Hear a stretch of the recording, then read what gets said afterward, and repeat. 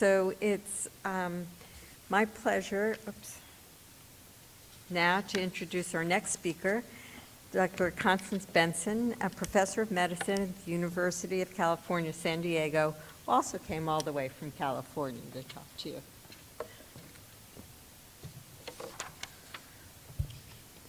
Well, I'd like to thank you all for inviting me to talk to you this morning about new and investigational antiretroviral drugs.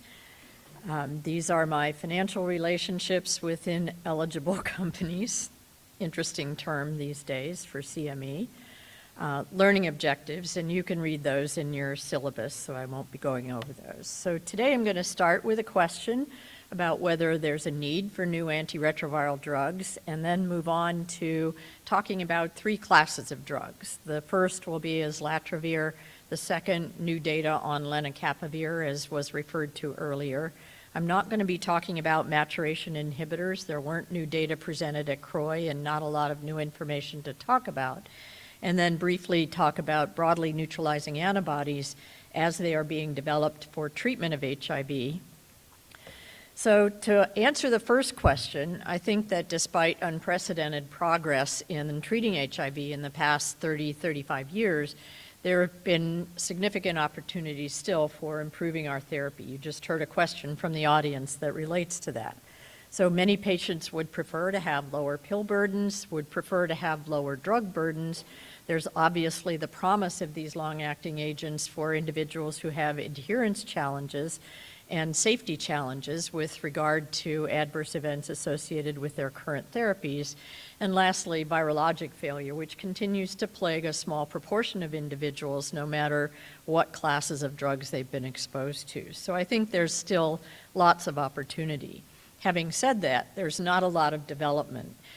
This may not be a fully complete slide that I put together last fall for a similar talk, but there are, as you can see, a relative paucity of new agents in development for current drug classes and a few for new drug classes. I'm only going to be touching on 3 of these, as you heard, but there's a lot of room for improvement in our developmental pipeline as well. So the first drug I'm going to try and talk about now is Islatravir, and this is one of those that has had a lot of hiccups along the way in its developmental process. I'm sure this has been covered at previous conferences, and you all are aware that this is a new nucleoside reverse transcriptase translocation inhibitor, so a little different than our NNRTI class. It does result in chain termination. It does have a very long plasma half-life, and for the parent drug, as well as the triphosphate intracellular component of the drug. And it's being evaluated for prevention and treatment in pill, implant, and IV formulations. This is an older slide now. I just want to remind you that the drug has been in development for quite some time, and the early phase 2 dose ranging studies showed efficacy of all 3 of the doses that were studied of Islatravir, and when compared to a control arm of doravirine, 3TC, and TDF, had comparable levels of viral suppression, virologic failure, and was well tolerated in this early phase 2b study. Islatravir continued in clinical development with both 3 large prevention trials and 4 large treatment trials launched after those first phase 2b studies, but the drug was put on clinical hold by Merck because in nearly all of the studies being conducted, there were observations of decreased total and CD4 T lymphocyte counts, and the FDA put the drug on clinical hold until this could be further investigated. 2 of these studies that I'm going to present now did not stop, although further enrollment into them was truncated, but these were 2 phase 3 switch studies of Islatravir combined with doravirine in comparing it to a standard of care switch arm. The first of these was a study done in adults who were virologically suppressed on an oral 2 or 3 drug regimen for at least 3 months and had screening HIV RNA copies of less than 50 copies at screening. They had to have no prior treatment failure, no doravirine resistance, and no active hepatitis B infection. There was a 1-to-1 randomization of this study to either continue baseline ART or to switch to open-label doravirine and islatravir in a 0.75 milligram dose taken once daily. The primary endpoint was at week 48, and those were the data that were presented at CROI this year. And you can see from the two different colored bars, there was almost equivalent virologic suppression rates. Switching to doravirine and islatravir was non-inferior to continuing baseline therapy. There were no failures in the doravirine islatravir arm, only 5 failures in the continuing baseline therapy arm, and only 3 participants who failed had some level of baseline resistance in that continuing background therapy arm. More importantly, though, I want to highlight this just as an example because I'm not going to go through this with every single study, but overall, the CD4 cell count at week 40 through week 48 and the total lymphocyte count through week 48 was decreased in the doravirine and islatravir arm compared to the control arm, which had a modest increase. And that was a modest increase even though they were continuing on their baseline maintenance therapy. So this highlights the concern over the use of this regimen in its clinical development. The second switch study was also presented at CROI, and this had a standardized control arm of bictegravir, FTC, and TAF.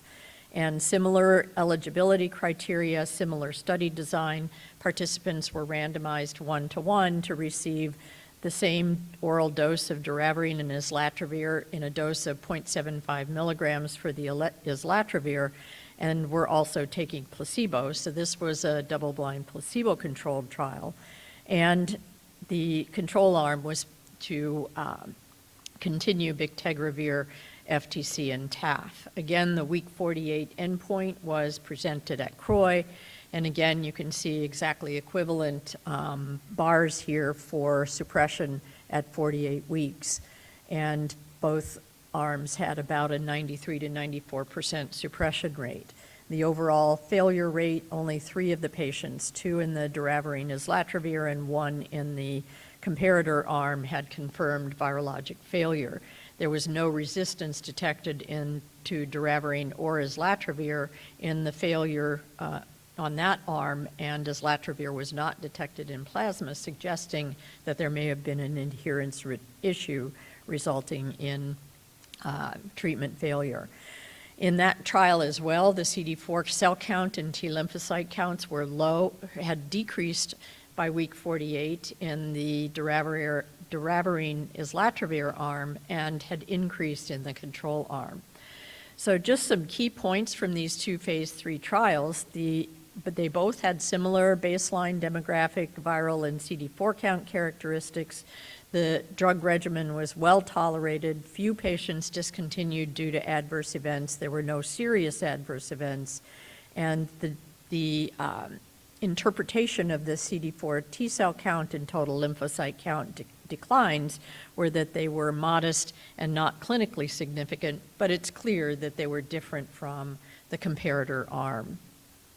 So there was a nice presentation by Kate Squires from Merck looking at their examination of this issue of declines in total and CD4 T lymphocyte counts at CROI.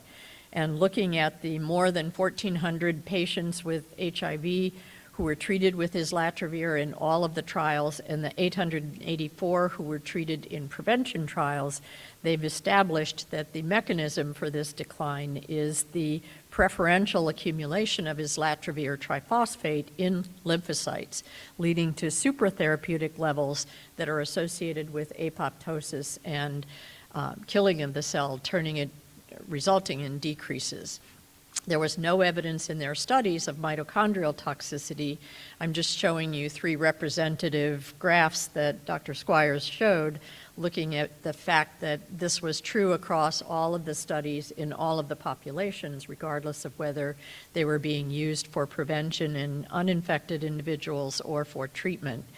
And you can see the bars that are going down are all the lymphocyte count assessments for those randomized to Islatravir in those studies, and the bars going up were the control arms in those studies. So it's clear it's across all populations. This is a graphic depiction from her presentation just of the data from those two phase 3 trials that I showed, following people out to 96 weeks on 0.75 milligrams in the switch studies for the first and out to 72 weeks for the second.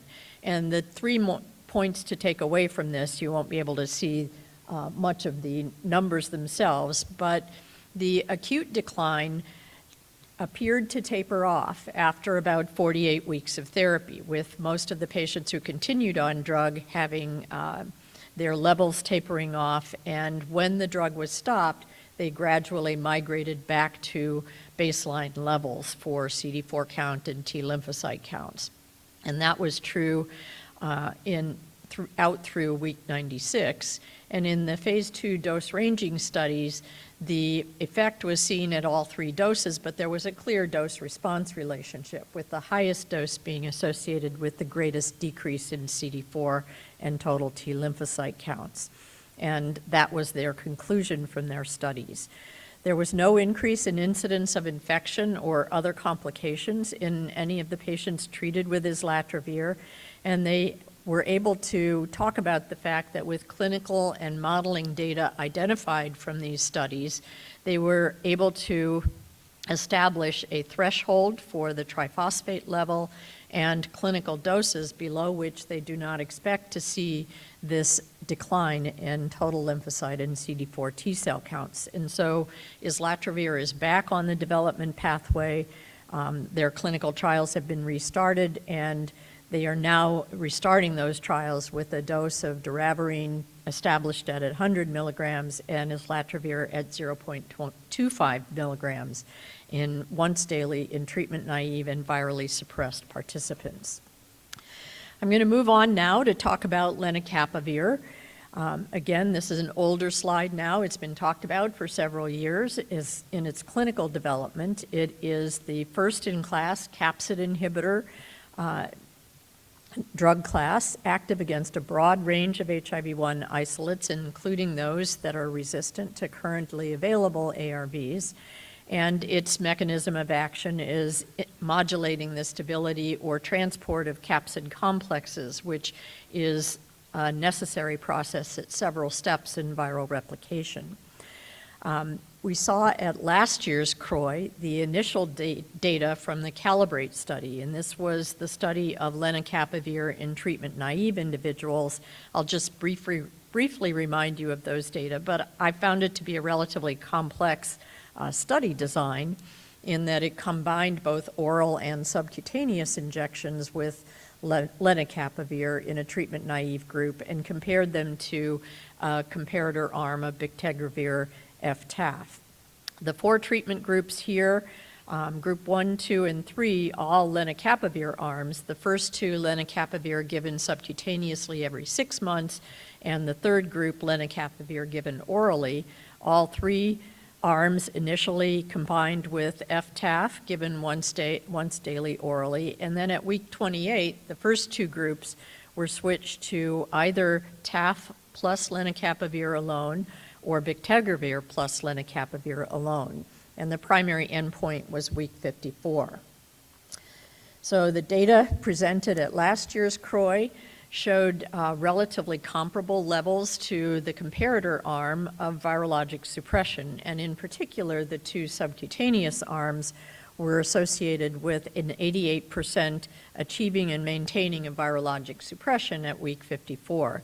And only 2 patients were identified with Lenacapavir resistance mutations, both resuppressed on standard therapy, and 3 patients had treatment-limiting injection site reactions. So a big lead-in to the update that was presented at CROI this year, and this study has now been followed out to week 80, And you can see that the bars are roughly similar across all 4 of the different arms in terms of virologic suppression, with the conclusion at week 80 being that in treatment-naive people with HIV, subcutaneous lenacapavir with TAF, bictegravir, or an oral combination with FTAF all maintained high rates of viral suppression through week 80. The drug was well tolerated, discontinuations were infrequent, and treatment-emergent resistance mutations were infrequent as well. The metabolic complexities of therapy were comparable and similar across all treatment groups, so nothing stood out as something emerging on therapy. More importantly, though, and again going back to the question from the audience, lenacapavir in people with drug-resistant HIV was also studied in the CAPELLA trial. Again, the first results of that trial were presented last year at CROI, and again, just to remind you of that study design, individuals who were failing on an antiretroviral therapy regimen and had fewer than 2 fully active agents in the remaining drug classes were randomized in a double-blind cohort to receive functional monotherapy with oral lenacapavir versus placebo for 14 days while continuing their failing regimen, and then moved on to a maintenance phase of optimized background therapy plus lenacapavir given subcutaneously every 6 months, or in the placebo group, a 14-day oral lead-in phase, and then going on to subcutaneous lenacapavir every 6 months. There was also a non-randomized cohort that was followed open label that went immediately on to oral lenacapavir and optimized background therapy, and then on to the maintenance phase of subcutaneous lenacapavir. So the week 52 results were presented at ID Week and then recapitulated this year at CROI. And the key points of this year's presentation at CROI was the finding that there was similar efficacy in both groups of lenacapavir dosing, and the efficacy did not appear to differ by the diversity of demographics at baseline characteristics of CD4 count or viral load, or baseline characteristics in terms of racial or ethnic groups. And they did not differ by the number of fully active agents in optimized background therapy. Although it looks like there's a little bit more activity in terms of having 2 fully active agents in optimized background therapy to combine with lenacapavir, both groups had similar outcomes and did not appear to have different ones based on how much optimized background therapy they got. So as you all know, lenacapavir is now approved for use in individuals who have been previously treated on and had a failing regimen with drug-resistant HIV. And we'll, I'm sure, see more information in the treatment-naive population shortly. So let's move on to talk about the class of drugs, broadly neutralizing antibodies. Again, these have been in development or around for a long period of time. The figure here is courtesy of Pablo Tebas from a previous talk that he gave on this topic, just showing you in a color-coded way the multiple different epitopes at which broadly neutralizing antibodies have been targeted. And there are a number of them that have been tested against HIV.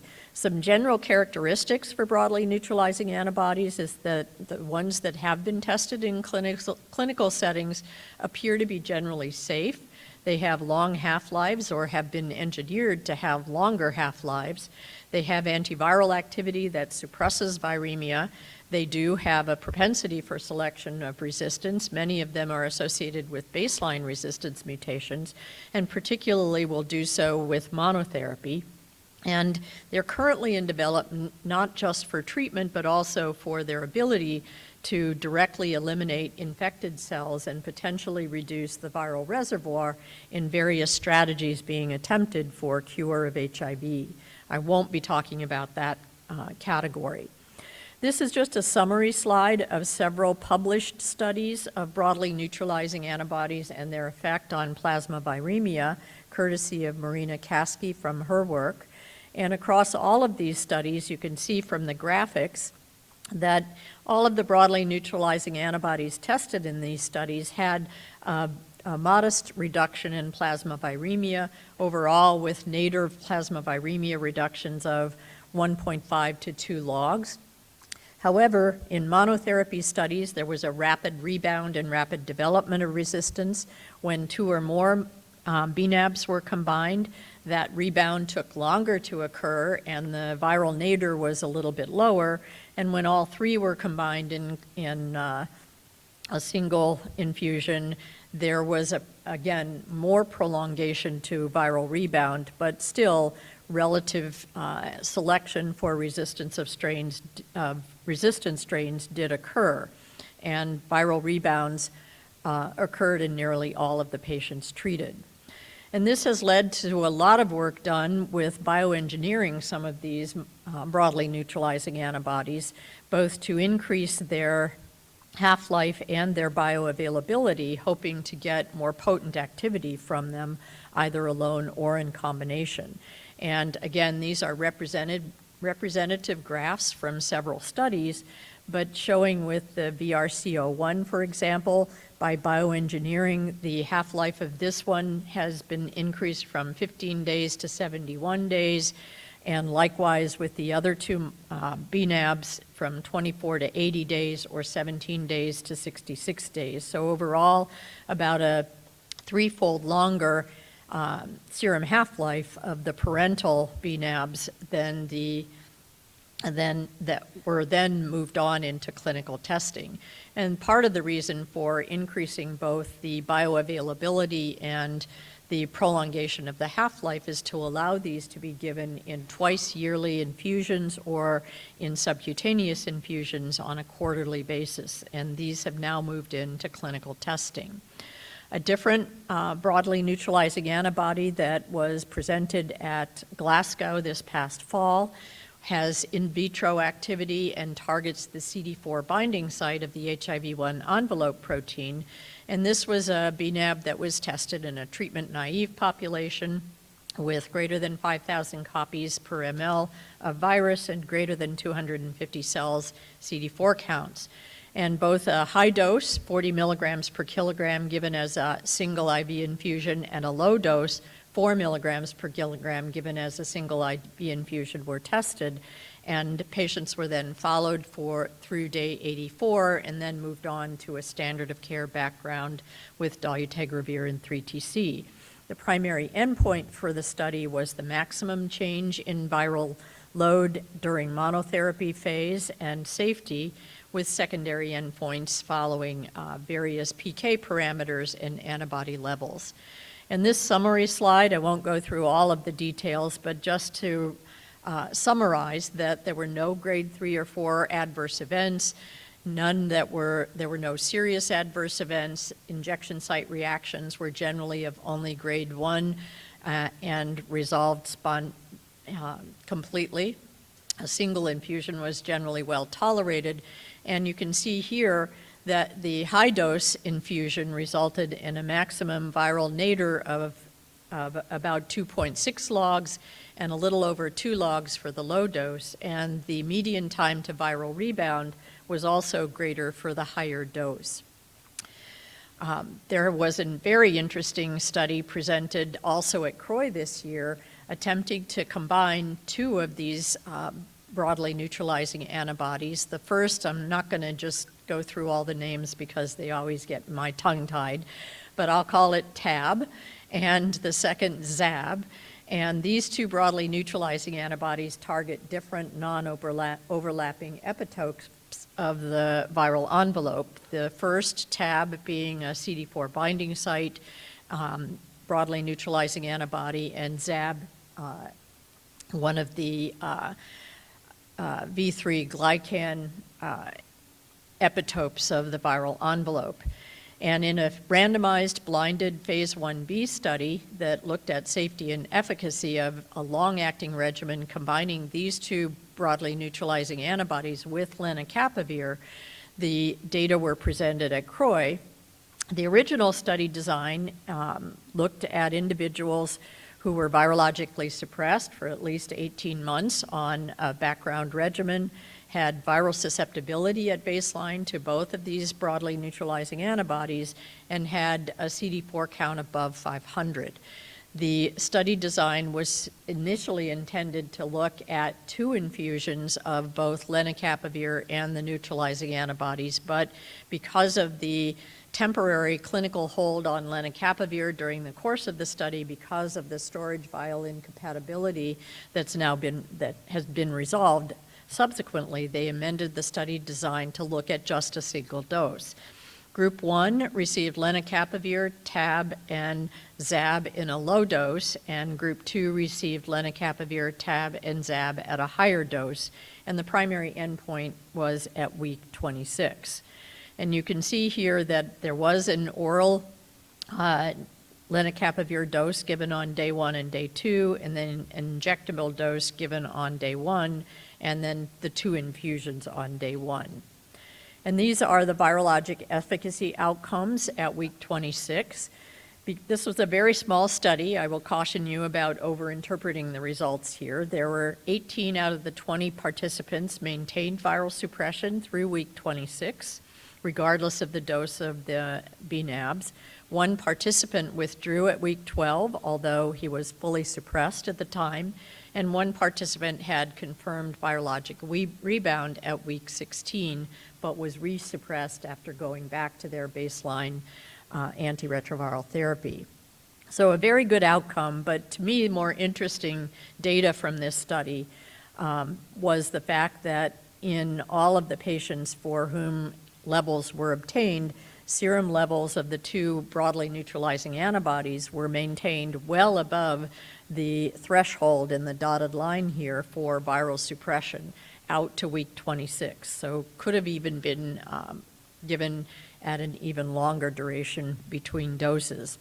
And likewise, the Lenacapavir levels were well above the IQ for threshold for suppression of viral load for Lenacapavir. So the combination of these 3 given once maintained very good levels through week 26 and were suppressive in those individuals.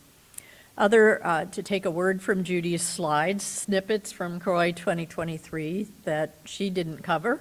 Again, I'm going back to the Islatravir dosing, and in some of the studies that were presented at CROI, they were able to identify or optimize modeling of Islatravir for viral suppression with looking at different doses of Islatravir compared to standard of care ART. Baseline viral sensitivity in the Banner study to the broadly neutralizing antibody in addition to baseline CD4 cell count were both correlated with the magnitude and the duration of the antiviral response in that study. And I think a fascinating concept that I look forward to seeing if this will play out in further development is the conversion of bictegravir into an ultra-long-acting prodrug nanoformulation that may have the potential for being given as a parenteral dose every 6 months. So again, expanding our repertoire of long-acting injectable agents. So just to go back in conclusion to answer my initial question, I do think there's an ongoing need for new antiretroviral drugs in development, but maybe less urgent than we have had in the past, but the pipeline's not robust. Our greatest efforts have been devoted to the area of long-acting injectable drugs, as you've seen, although each of these has had a number of hiccups along the way. And the complexities of implementation, you already heard a little bit about from Dr. Currier. There, I think, is an uncertain clinical path for broadly neutralizing antibodies used alone, although I think the data are intriguing in using them in combination with some of the other long-acting agents of different classes. And so I think it'll remain to be seen whether this is an approach that comes into clinical practice for treatment. And I'll stop there.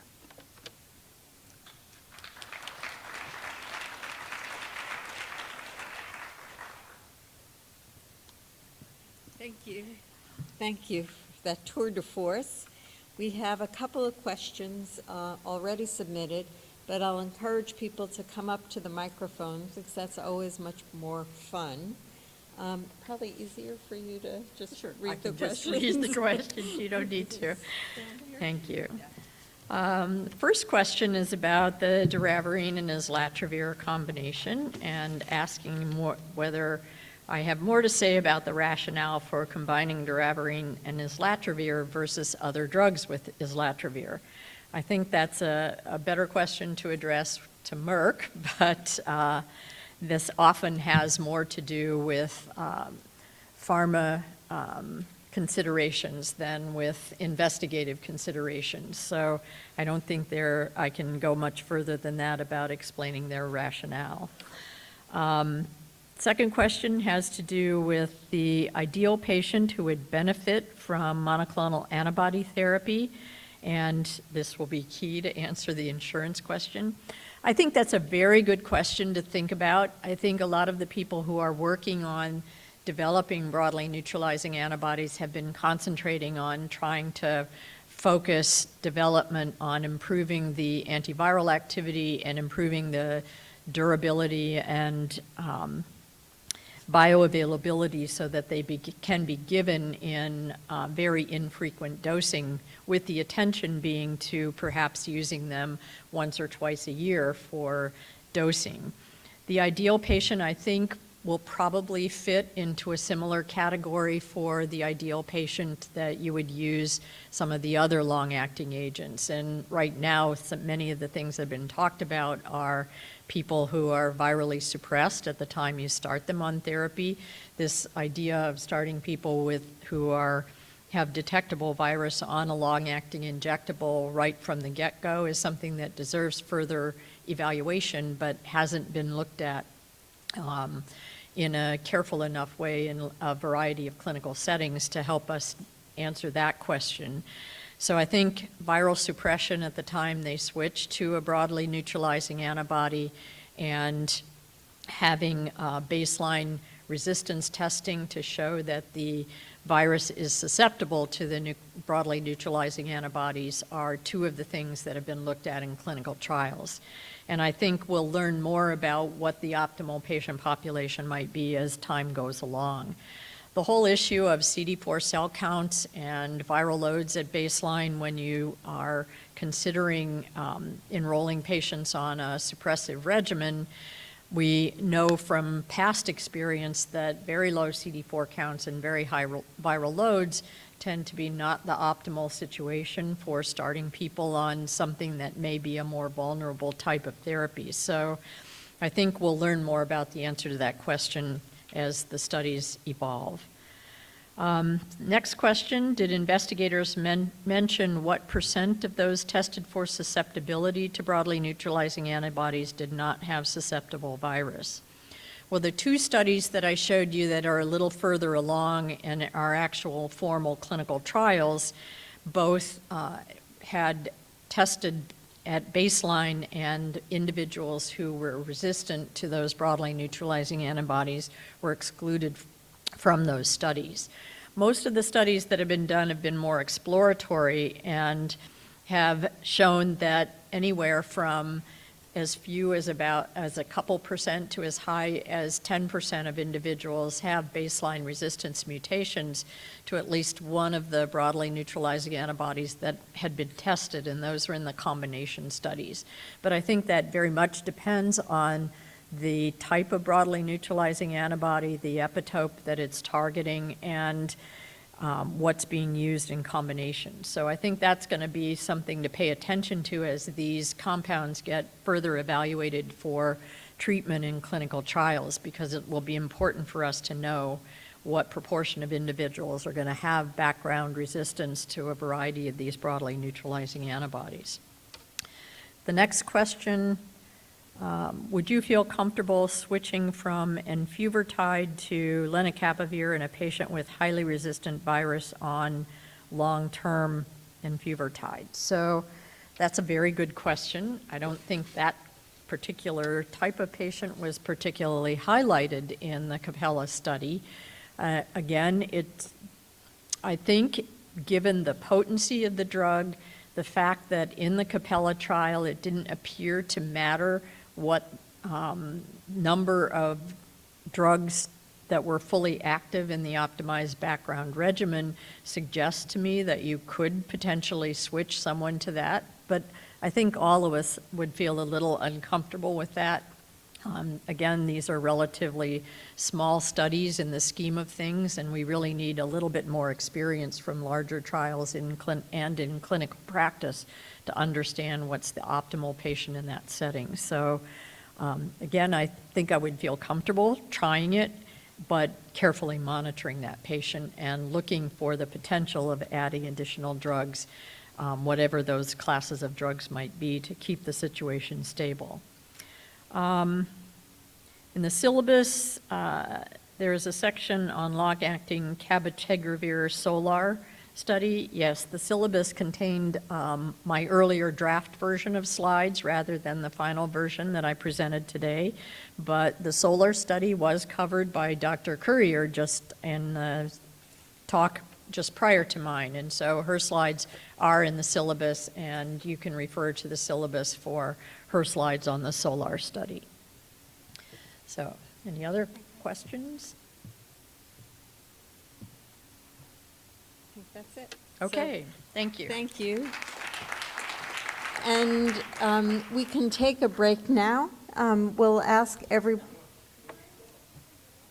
yes, and we'll ask everybody to be back at 10:16 in their seats to start the next session.